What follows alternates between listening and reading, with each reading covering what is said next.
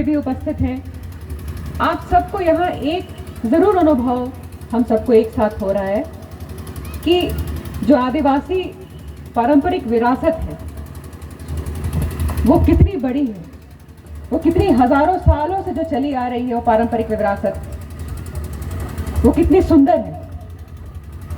अक्सर मैं इन बातों की चर्चा करने चाहूंगी। अक्सर मैंने मीडिया में, टीवी में कुछ लोगों को ये कहते हुए सुना है कि आदिवासी की पहचान उसकी नस्ल है, आदिवासी की पहचान उसका गोत्र है।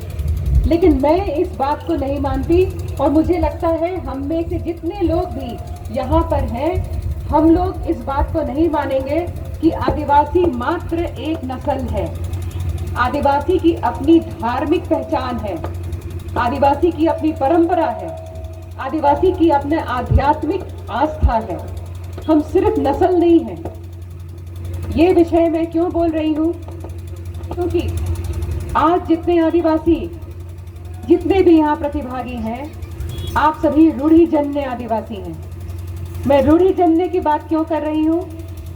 क्योंकि आप वो आदिवासी हैं जिन्होंने पुरखों के परंपरा को संभाल के रखा है।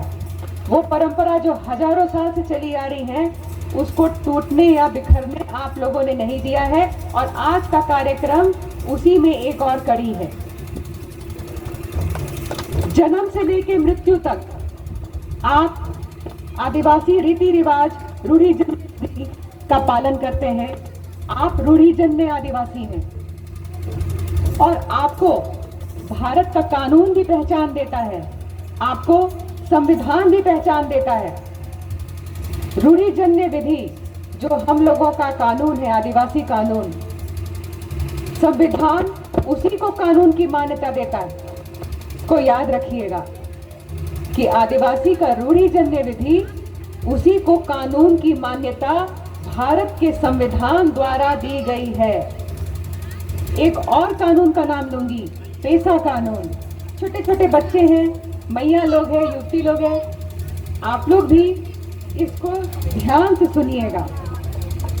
हम लोग आज यहाँ अपना धार्मिक प्रथा, परंपरा को हम लोग यहाँ पे आज मना रहे हैं, नृत्य कर रहे हैं। ये पेसा कानून क्या है? पेसा कानून आदिवासी समाज के रूढ़िजन्य विधि, धार्मिक एवं सामाजिक प्रथा को संरक्षण देता है। यानी जो हम लोग अभी परंपरा, जो आज हम अभी यहाँ अनुभव कर रहे हैं एक दूसरे के साथ, इसी परंपरा को संरक्षण देता है पेसा कानून। हमारे सामाजिक प्रथा, हमारे रूढ़िजन्य विधि को भी संरक्षण देता है पेसा कानून। यानी पेसा कानून किसको ताकत देता है?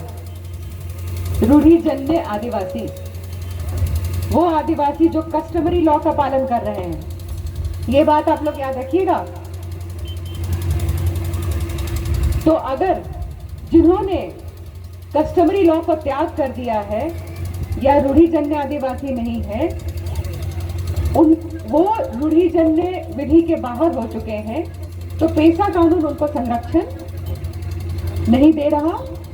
और आपके जो भी पढ़ा है, यहाँ पे आपका पढ़ा व्यवस्था है, अभी आपका 8 पढ़ा है, आपने बताया था, तो इसी 8 पढ़ा को ताकत पेसा कानून देता है। ये परंपरा का ये महत्व है हमारी परंपरा का कि यही परंपरा आज हम लोग को एक साथ लाई है। यही परंपरा हम लोग को एक दूसरे के साथ जोड़ रही है। यही परंपरा हम लोग को हमारे इतिहास के साथ जोड़ती है, हम लोग को हमारे पुरखों के साथ जोड़ती है। तो ये परंपरा अगर हम मजबूत नहीं बनाएं और इसे संभाल के नहीं रखें, तो हम एक दूसरे से अलग हो जाएंगे, हम पुरखों से अलग हो जाएंगे, हम अपने धर्म से अलग हो जाएंगे, हम अपने इतिहास से अलग हो जाएंगे। इसीलिए मैं आप फिर से बहुत बहुत बधाई दे रही हूँ और बहुत बहुत शुभकामनाएं देती हूँ। ये पहला साल है और मेरा आपको शुभकामना है कि आप हर साल इस प्रकार का कार्यक्रम का आयोजन करें और मेरी भी उसमें आपको सहयोग रहेगी। हम लोग फिर मिलेंगे, हर साल मिलेंगे और बीच में भी जब भी आपके पंचायत में कार्यक्रम हो, सांस्कृतिक कार्यक्रम हो, तो मुझे ज़रूर याद कीजिएगा। जोहार।